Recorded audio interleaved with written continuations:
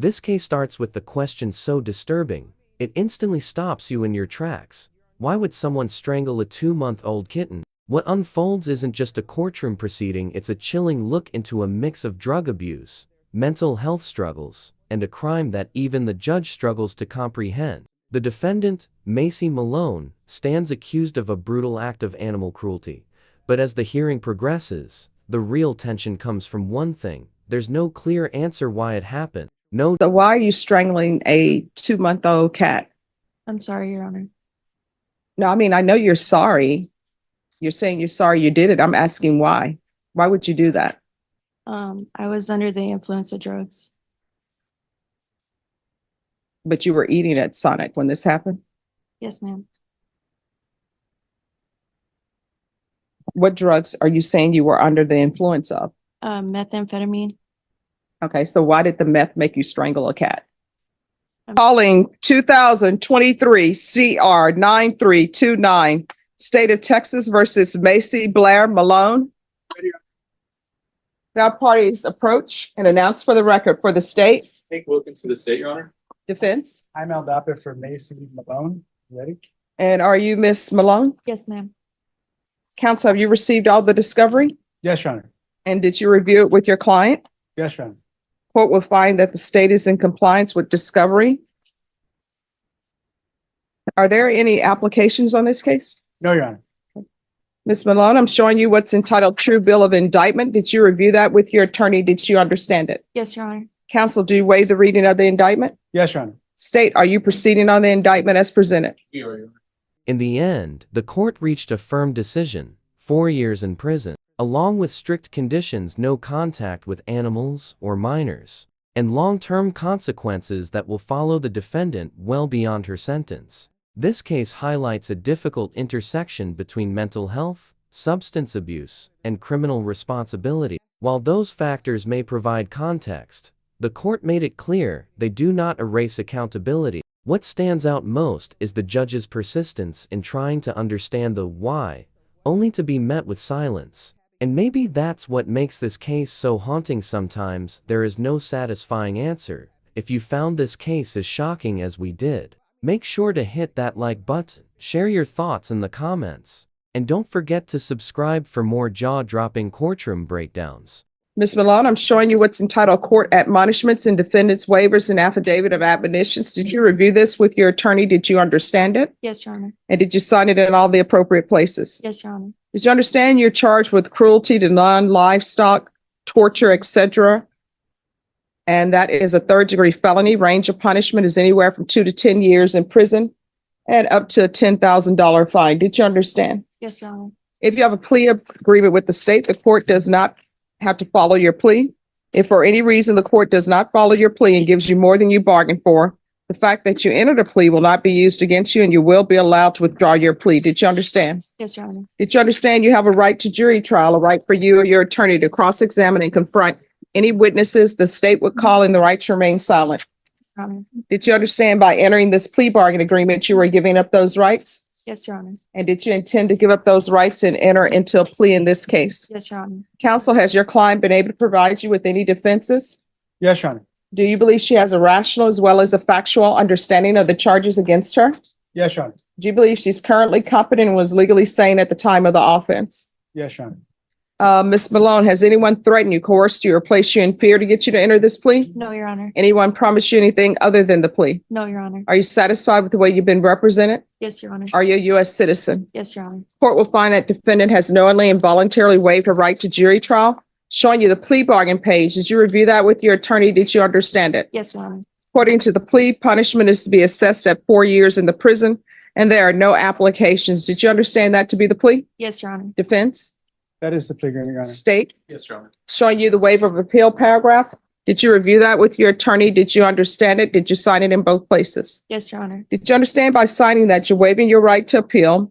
The only items that can be appealed are written pretrial motions that have been filed, heard, and ruled upon by the court. Did you understand? This is where the case becomes deeply unsettling. The judge keeps pressing for a thought process, any explanation that connects the dots between drug use, bipolar disorder, and such a violent act. But nothing comes. And that silence? It speaks volumes. Because in criminal cases, even when guilt is admitted, courts often look for intent, reasoning, or at least a chain of events that makes sense. Here, there's none. Just, I don't remember, and I was on drugs.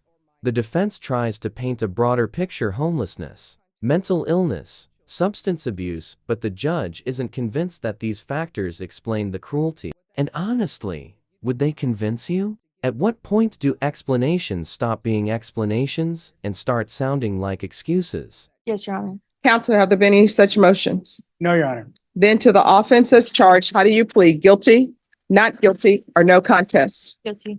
State any evidence. Yes, Your Honor, I offer State's Exhibit 1 in the attachments. Any objection? Any objection? No objection. Going to show you what's entitled waiver and consent to stipulation of testimony and stipulations. Did you review that with your attorney? Did you understand it? Did you sign it in all the appropriate places? Yes, Your Honor. Again, did you understand you have a right to jury trial, a right for you or your attorney to cross-examine and confront any witnesses the state would call in, the right to remain silent? Yes, Your Honor. Did you understand that today the state will be presenting evidence in the form of witnesses' statements and police reports? Yes, But Your Honor. most importantly, there will be no live testimony. Did you understand? Yes, Your Honor. Court will find that defendant has knowingly and voluntarily waived and consented to stipulation of testimony and stipulations. Court will accept into evidence State's Exhibits 1 and attachments and review the same. All right, after reviewing State's Exhibits 1 and attachments, the court will find there is sufficient evidence to find you guilty. The court will find you guilty. Are you proceeding with sentencing? Yes, Your Honor. Yes, Your Honor.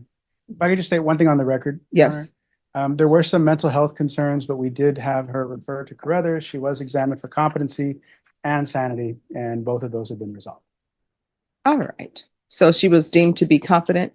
Yes, she does have some severe mental health issues, but she is competent and she was sane at the time of the offense. All right. So why are you strangling a 2-month-old cat? I'm sorry, Your Honor. No, I mean, I know you're sorry. You're saying you're sorry you did it. I'm asking why. Why would you do that? I was under the influence of drugs. But you were eating at Sonic when this happened? Yes, ma'am. What drugs are you saying you were under the influence of? Methamphetamine. Okay, so why did the meth make you strangle a cat? I'm not sure, ma'am. I also have mental health issues. And what's the mental health issues? Bipolar. All right, so again, we're back to the point. So I'm assuming, and correct me if I'm wrong, you were not on your medications? No, ma'am. All right, so you take meth. So how does that translate into strangling a cat? Your Honor, there's no good explanation. Now, this moment is critical because with that single word, guilty, the entire case shifts. There's no trial, no witnesses taking the stand, no dramatic cross-examinations. Instead, the court relies on written evidence and stipulations. This speeds things up, but it also removes any deeper exploration of why this happened. And that's exactly what the judge seems to be struggling with. You can hear it in her tone. She's not just processing the law, she's searching for logic. But here's the uncomfortable truth. Sometimes in cases like this, the legal system can establish what happened, but not why it happened. And that leaves a gap not just for the court, but for everyone watching. So ask yourself, is justice fully served if the motive remains a mystery? For strangling a cat. Well, no, I mean, here's the thing. Sometimes you're on drugs and you do certain things. So I'm just trying to figure out if meth caused her to strangle a cat, or is there something else going on? According to the diagnosis from the psychologist, there was also some issues with bipolar disorder. When you mix being bipolar with meth and homelessness, it's all just a bad combination. I've asked her what her plans for the future will be. She's indicated she wants to work as a waitress. She eventually, once she's done with prison time, will live with her mother. She wants to avoid the bad people and the bad situations that she was involved with. Okay, so how does taking meth, being bipolar, equal to strangling the cat? As we said earlier, there's no excuse. Well, no, I'm asking her. Sure. Like, what was your thought process? Because what I'm reading is there were 2 tabby cats running around. And so what go from 2 tabby cats running around enjoying themselves to double knotting a rope around one tabby's neck. I don't have an excuse, Your Honor. Well, I mean, I know you don't have an excuse, but I'm trying to figure out what was your thought process? I'm not sure what my thought process was at the time. Well, I mean, did you have a rope on you and go get a rope, or how did that work out? I don't remember because I was on drugs. All right. Anything else? All right, I'm going to sentence you to 4 years in prison.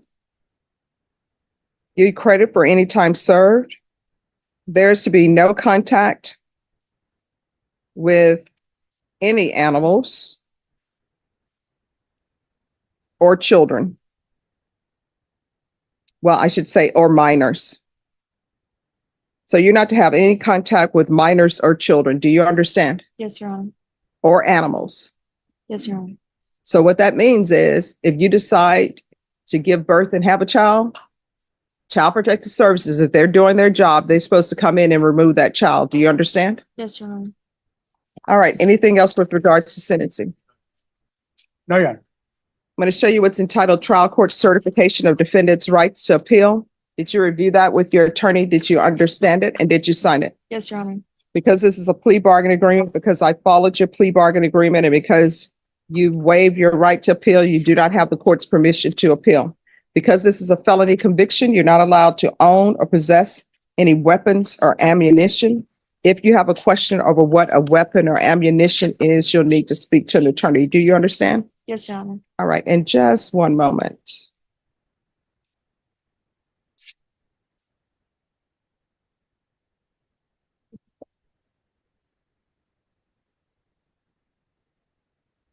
All right, who is the man you were with at the drive-in? Jonathan Smith? Jonathan Smith? Yes. All right, and there should be no contact with Jonathan Smith.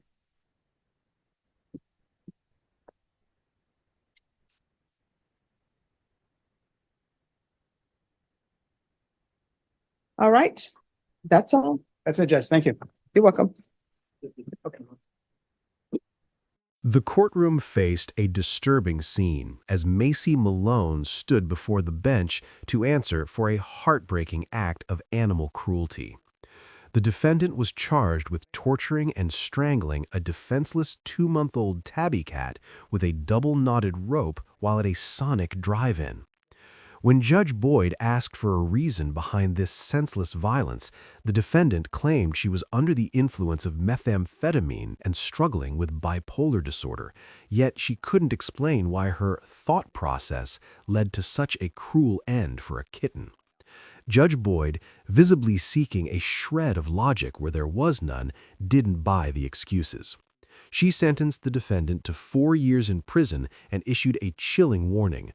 Let's pause here, because this is where things get legally serious. The judge is walking the defendant through her rights: jury trial, cross-examination, the right to remain silent, and most importantly, she's confirming that this plea is being entered knowingly and voluntarily. This matters because once a guilty plea is locked in, it's incredibly difficult to undo. Notice also the charge, a third-degree felony, carrying up to 10 years in prison. That's not minor. This isn't just about animal cruelty, it's about torture, legally speaking. And here's something to think about.